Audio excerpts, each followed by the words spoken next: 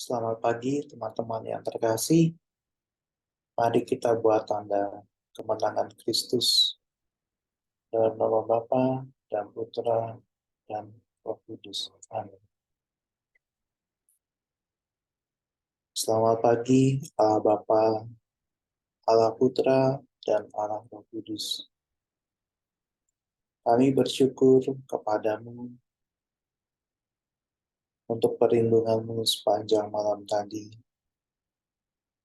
Kami juga bersyukur untuk hari baru yang membawa kesegaran dalam hidup kami. Bapa, sebentar lagi kami akan memuji dan menyembah, serta mendengar renungan firman Tuhan.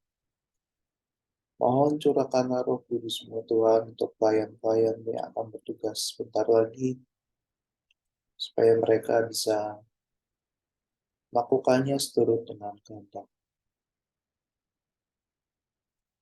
Ini semua kami mohon lewat pengantaran Yesus Kristus Tuhan kami. Amin.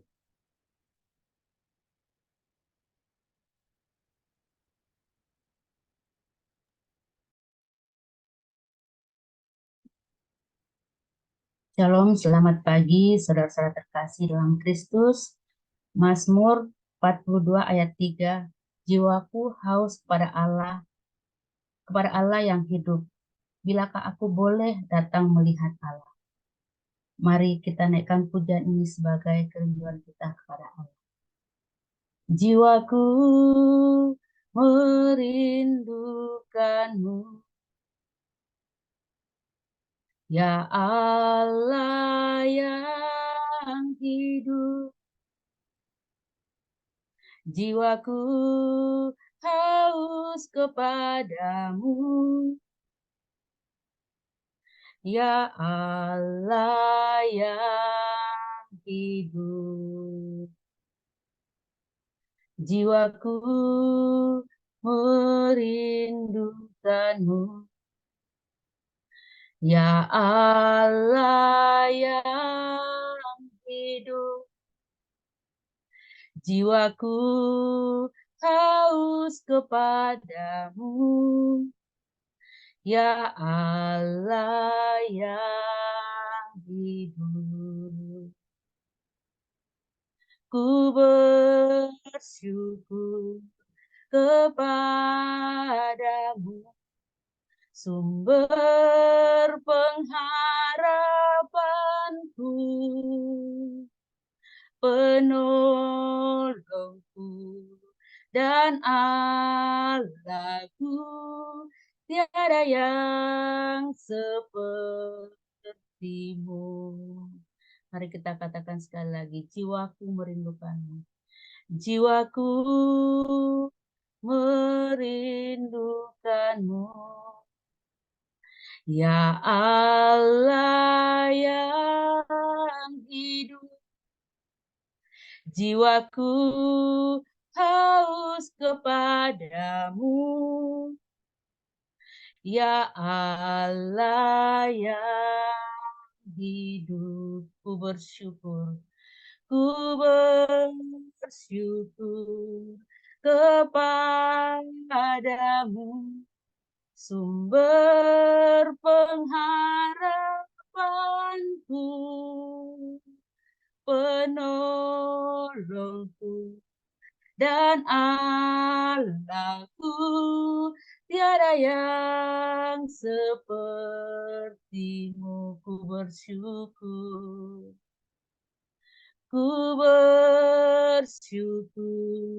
kepadamu, sumber pengharapanku, penolongku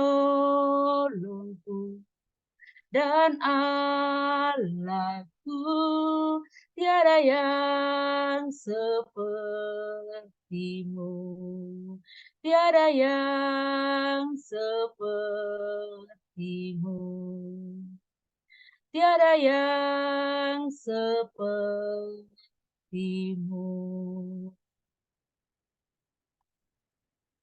Benar Bapa, tiada Allah lain seperti Engkau. Engkau sumber pengharapan kami. Tanpa pertolongan-Mu, kami tidak bisa berbuat apa-apa. Filipi 4 ayat 13. Segala perkara dapat kutanggung di dalam Dia yang memberi kekuatan bagiku. Saat ini Tuhan, kami mau masuk lebih dalam lagi. Kami ingin menyembah-Mu. Kami mohon rahmat pengampunan-Mu ya Bapa. Biarlah kami layak masuk dalam hadirat-Mu. Seperti rusa yang merindukan aliran sungai. Demikian jiwa kami merindukan Engkau ya Allah. Seperti rusa rindu sungaimu, jiwaku rindu Engkau. Kaulah Tuhan hasrat hatiku, ku rindu menyembah-Mu. Seperti rusa rindu sungaimu, jiwaku rindu Engkau. Kaulah Tuhan hasrat hatiku, ku rindu menyembah-Mu. Kaulah kekuatan dan perisaiku, kepadamu rohku berserah. Kaulah Tuhan hasrat hatiku, ku rindu menyembah. Yesus, Yesus, Kau berarti bagiku. Yesus, Yesus, Kau segalanya bagiku. Seperti rusa rindu sungai. Seperti rusa rindu sungaimu, jiwaku rindu Engkau. Kaulah Tuhan hasrat hatiku, ku rindu menyembah-Mu. Kaulah kekuatanku.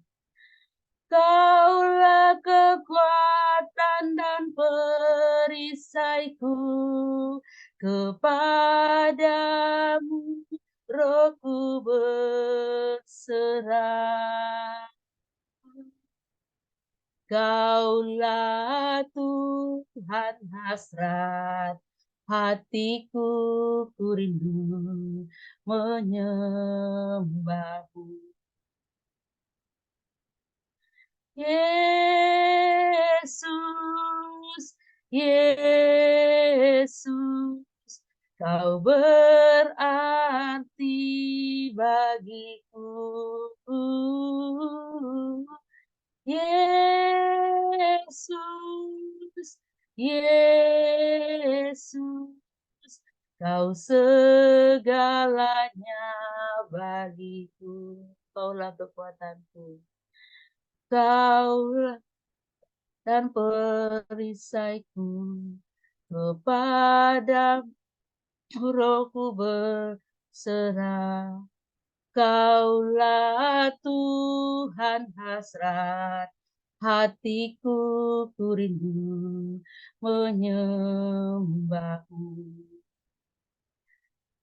Yesus, Yesus, Kau berarti bagiku.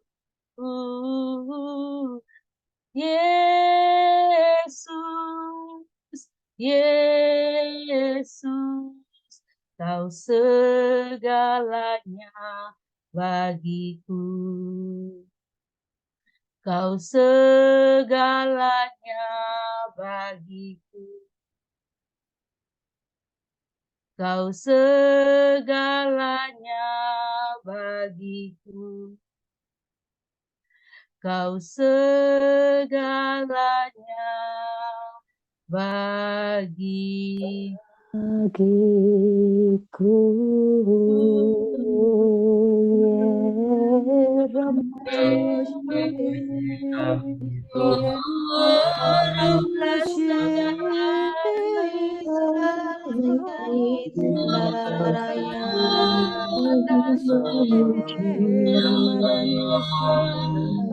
Kaulah penolong kami. Kamu Tuhan kami muliakan Ira maranio maranio shendere kalalala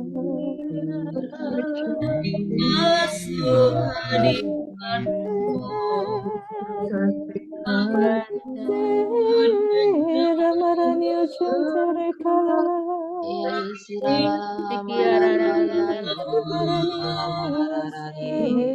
Maranio shendere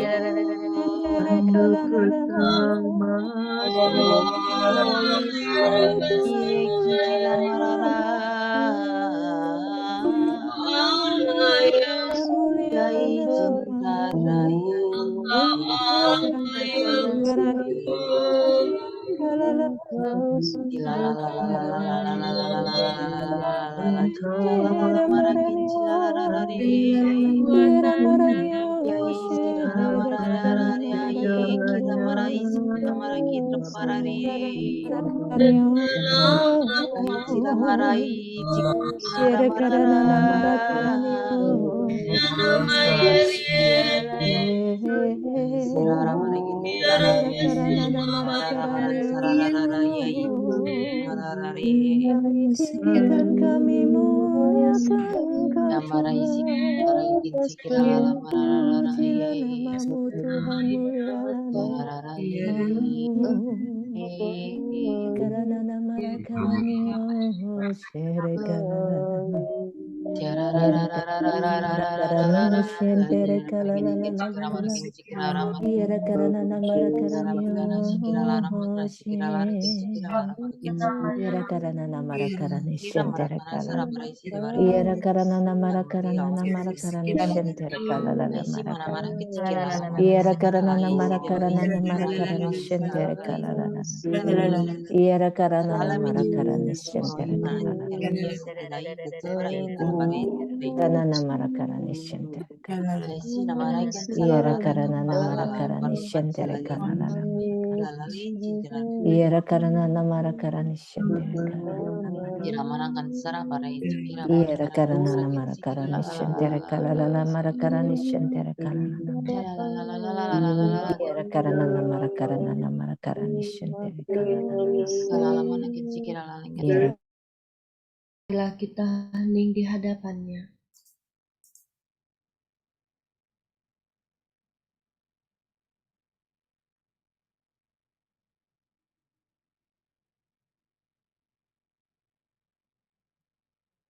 Terima kasih Bapa, terima kasih Tuhan Yesus untuk lawatan Roh-Mu yang kudus pada pagi hari ini.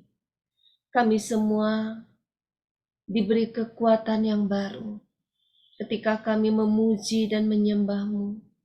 Saat ini Tuhan, kami mau tetap di dalam hadirat-Mu. Urapi anak-Mu Lina, pakailah dia dengan sebebas-bebasnya. Sucikan, kuduskan, dan tahirkan dia Tuhan. Biarlah setiap perkataan yang keluar dari mulutnya sungguh-sungguh berasal daripadamu. Berfirmanlah ya Tuhan, kami siap mendengarkan-Mu. Amin.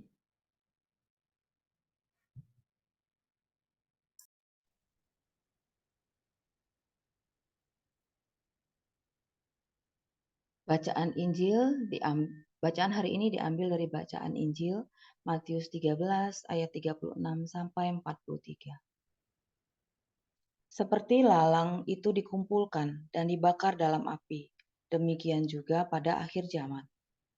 Pada suatu hari, Yesus meninggalkan orang banyak, lalu pulang. Para murid kemudian datang dan berkata kepadanya, "Jelaskanlah kepada kami arti perumpamaan tentang lalang di ladang itu." Yesus menjawab, "Orang yang menaburkan benih baik ialah Anak Manusia. Ladang adalah dunia. Benih yang baik adalah anak-anak kerajaan, dan lalang adalah anak-anak si jahat.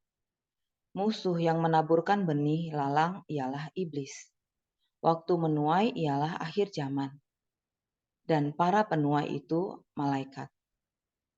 Maka seperti lalang itu dikumpulkan dan dibakar dalam api, demikian juga pada akhir zaman.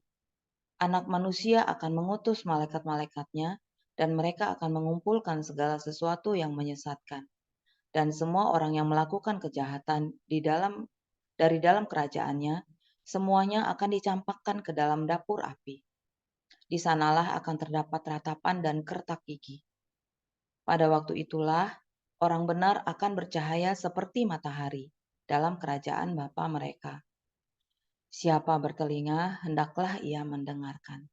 Demikianlah sabda Tuhan. Terpujilah Kristus. Marilah kita hening sejenak.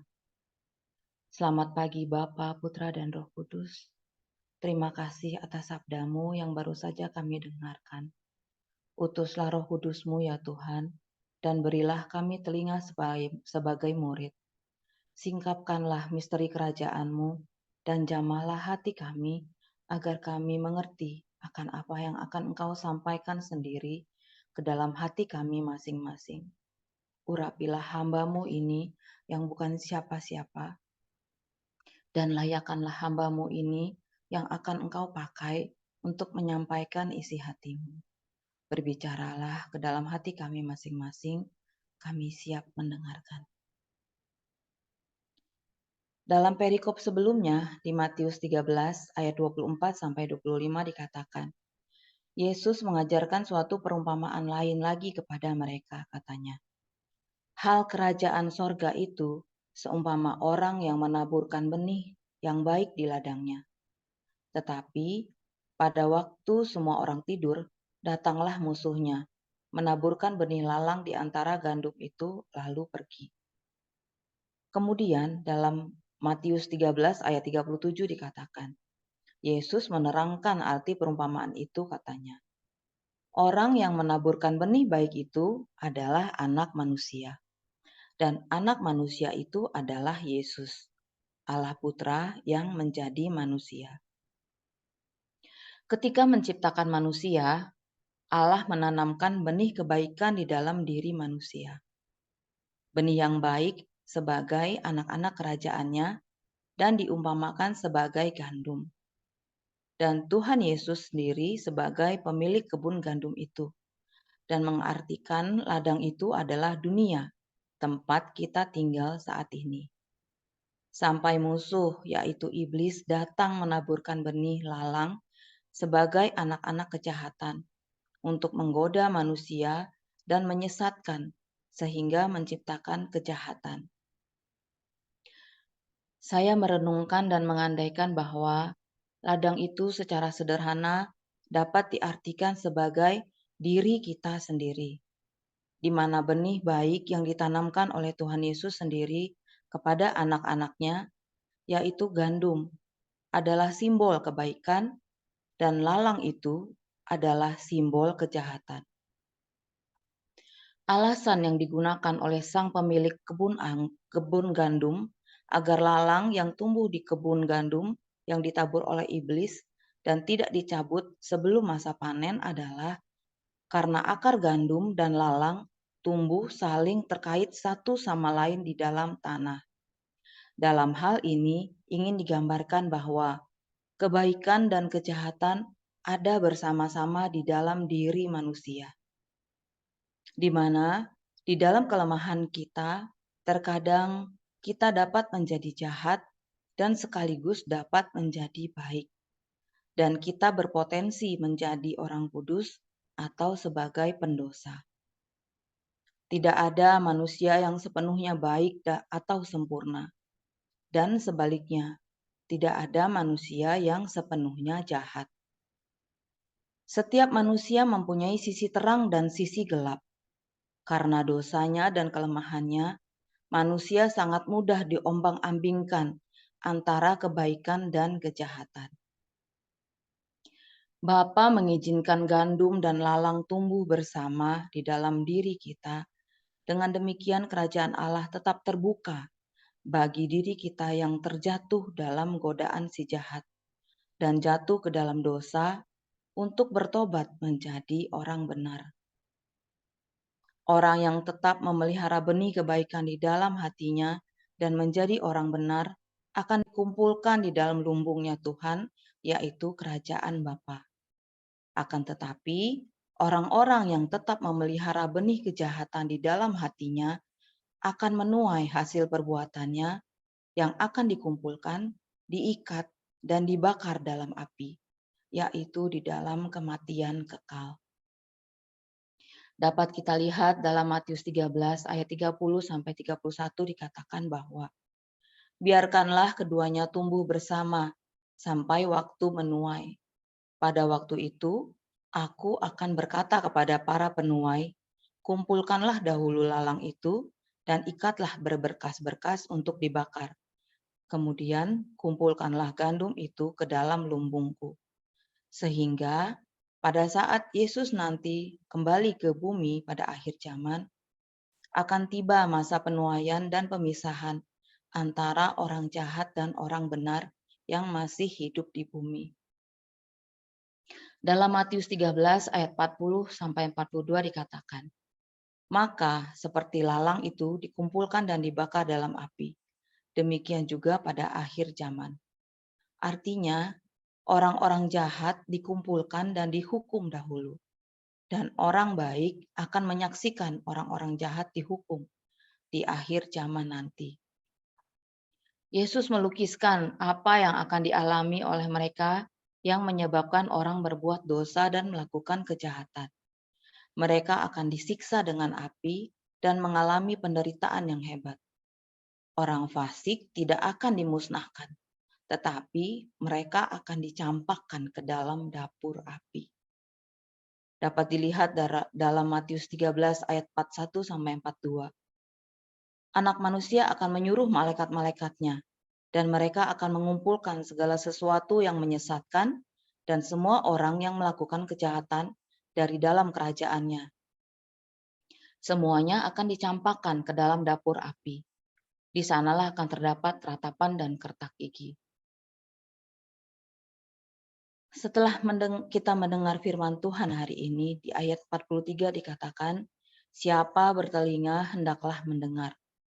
Artinya, kita telah mengetahui dan mendengarkan dan tahu apa yang akan terjadi dan akan dilakukan oleh anak manusia pada akhir zaman. Yang menjadi pertanyaan saat ini adalah, apa yang telah kita lakukan untuk tetap menjaga benih baik itu tumbuh subur di dalam hati kita? Di manakah kita ingin menghidupi benih-benih baik itu? Apakah di pinggir jalan, atau di tanah berbatu, atau di tanah yang subur? Apakah kita akan membiarkan diri kita terbawa oleh hasutan si jahat yang akan membangunkan sisi jahat di dalam diri kita, yang menawarkan kebohongan-kebohongan yang dapat menyesatkan kita, sehingga kita terbawa ke dalam bujuk rayunya? Ini adalah pertanyaan untuk saya dan sahabat sekalian. Dan ini yang masih menjadi pergumulan yang kita lewati hingga hari ini. Di saat kita melakukan kebaikan dan tidak dianggap baik oleh orang lain, yang terkadang menjadikan kita berpikir, buat apa saya berbuat baik? Tapi jika tetap dianggap jahat, saya yakin prakteknya tidak akan semudah teorinya. Oleh karena itu, kita membutuhkan kekuatan dari Roh Allah untuk menghidupi benih baik itu, dengan berusaha tetap melekat padanya dan hidup benar di hadapannya, walaupun badai hidup terus mendatangi kita. Ketahuilah sahabatku, pada Matius 13 ayat 43, Bapa berjanji bahwa pada waktu itulah orang-orang benar akan bercahaya seperti matahari dalam kerajaan Bapa mereka.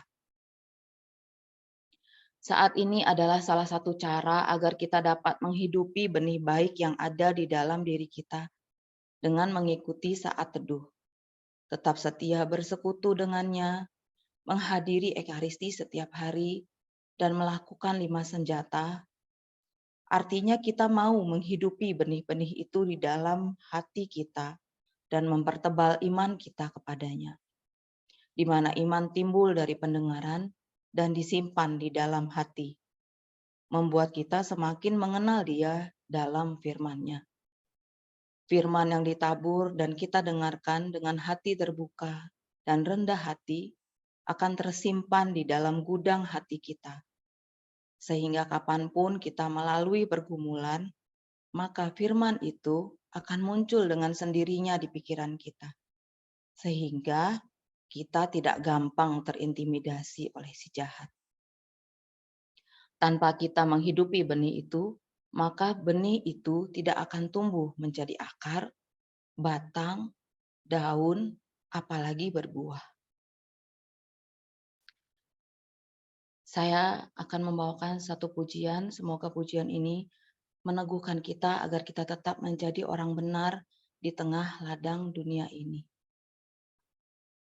Jalan hidup orang benar diterangi oleh cahaya firman Tuhan. Jalan hidup orang benar semakin terang hingga rembang tengah hari. Apabila ia jatuh, tidaklah dibiarkan sampai tergeletak. Sebab tangan Tuhan jua yang menopangnya dan membangunkan dia kembali. Ini adalah perjuangan kita seumur hidup di dunia ini untuk menjadi orang benar di hadapannya dan selalu berada di jalannya. Mari berjuang bersama sahabat Tuhan Yesus untuk menghidupi benih baik itu yang ada di dalam hati kita dan menyediakan tanah yang subur, sehingga kita dapat berbuah berkali lipat, sehingga pada waktunya nanti kita yang telah menjadi orang benar akan dikumpulkan dan bercahaya seperti matahari dalam kerajaan Bapa. Amin. Terima kasih, Tuhan Yesus memberkati.